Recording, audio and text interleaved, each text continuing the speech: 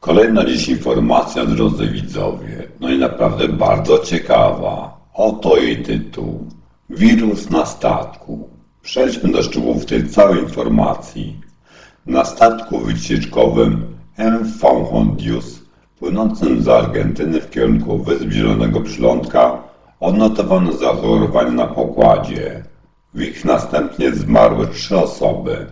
Na jednostce przebywa także Polak, członek załogi, o czym poinformował armator.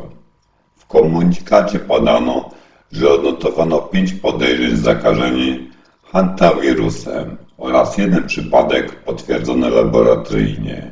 3 osoby zmarły, a 1 przebywa w oddziale intensywnej terapii w Republice Południowej Afryki. Przyznacie, moi drodzy kochani widzowie, że to ciekawa informacja. Piszcie w komentarzach. Z góry Was pozdrawiam, Short Joker.